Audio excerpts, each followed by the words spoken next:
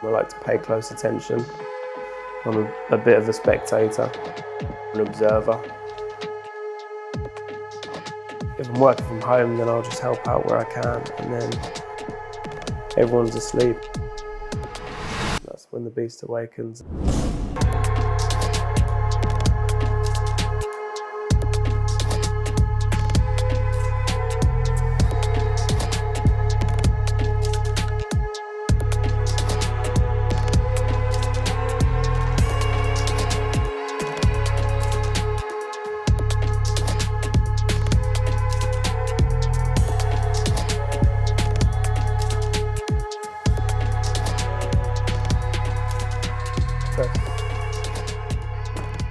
Good? I think so. At your under your face. Yeah. Dreaming,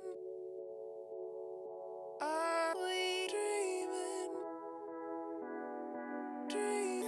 Dreaming. My name's Nathan Preston. I go by the name of Preston Paperboy, and I'm an artist. I went to school in Essex. I went to university in Brighton, down on the coast, down the south coast. I studied architecture, and then I moved back home to Essex. I describe Preston Paperboy as a little bit abstract.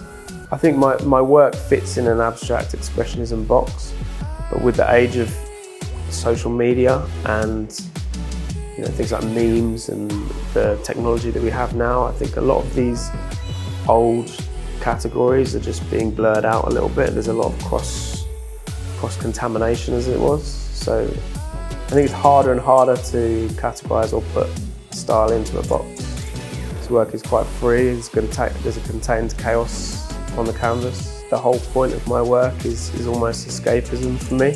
A direct observation that's sort of transcended into a piece of art would be stargazer. The theory behind the stargazing is that we always think that it's someone that we've lost is looking down. So that's why we call each other stargazers. Me and my fiancée, we enjoy looking at the stars. It's been something we've enjoyed for a long time. She was a reference for that piece, so it was her eye that was painted. There's a refined focus on facial features, predominantly the eyes. I believe that the eyes tell a story.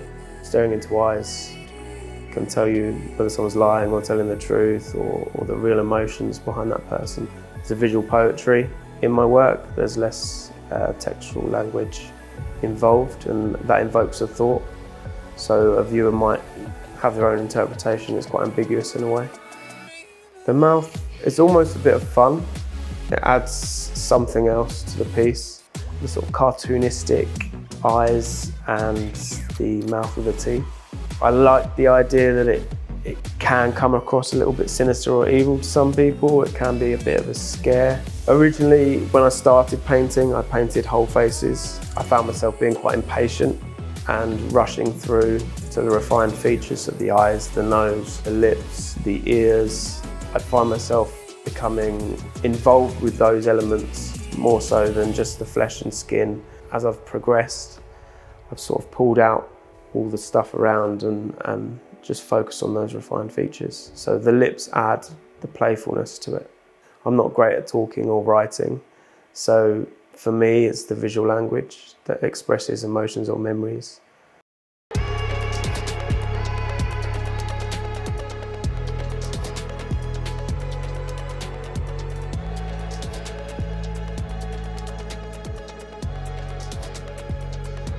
We're in my favourite gallery in London. It's the Tate Modern. Come here a lot. Used to come here as a kid. I still come here as much as I can. To people watch, just walk around, just get lost a bit, spend the whole day. You could spend hours here. Took a lot of inspiration as a kid, and I remember particularly coming in and seeing some showpieces, whether it was a Warhol or something of that nature, and thinking, wow, I'd love to have some art in here. At the time of being a kid, I was experimenting with creativity outside of school as a hobby, so definitely took some big inspiration from this space. Do you know what? With the Smiler logo, when I started doing it, I was selling works on paper and canvas of just the spray painted Smiler logo. The Smiler logo encapsulates the Preston Paperboy sort of brand, and it brings out that playful side of it. And it goes back to how it all started and where it went. My art originally started with sketches and doodles, and then it transformed into larger works on canvas, and then it went into the oil painting that we have now.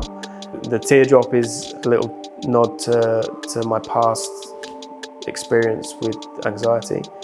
The dollar signs for eyes is to just remind myself that it's not, you know, your dreams are your dreams, and it's nothing to do with cash, as it were. And the 3 light ticks above the head is just the shining light of looking forward. So it encapsulates my experiences through art, and it's a reminder to me about why I'm doing it.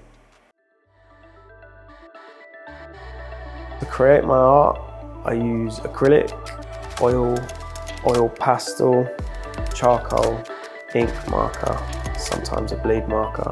I'll start out with a feature, which tends to be quite slow, quite relaxing and close. You're close to the canvas, or you're close to the brush, and you're taking it in. And then the latter stages, I step back a bit, and that's where my patience has worn away, and I'm releasing a bit more tension. And with tension, you tend to get charcoal. Charcoal also smudges, so it's got that nice effect where it's sort of done but not done. And as you continue working, it smudges a bit, and I think that gives something. Going through like depression and anxiety, you feel a lot, and it's more intense. Sometimes I peer back into the darkness, I bring up memories or emotions, I try and play with it a bit more. It's that playfulness that I've sort of learnt, being more fun with it, getting a lot of things off your chest, even twisting it sometimes, making it slightly sarcastic. My artwork could change completely a room. I think it draws the eye.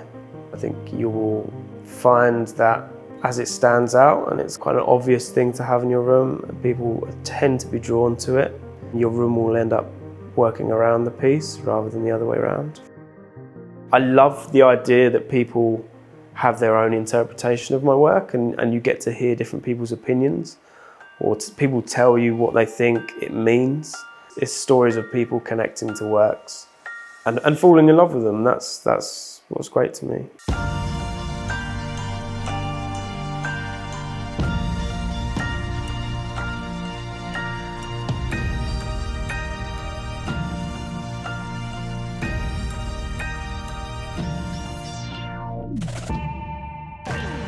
People won't spend money on a beautiful woman painting because their wives will get jealous. So don't paint beautiful women. That was his advice. I mean, it sounds weird if you say, why would you paint anything that is deemed as non-beautiful? What is non-beautiful?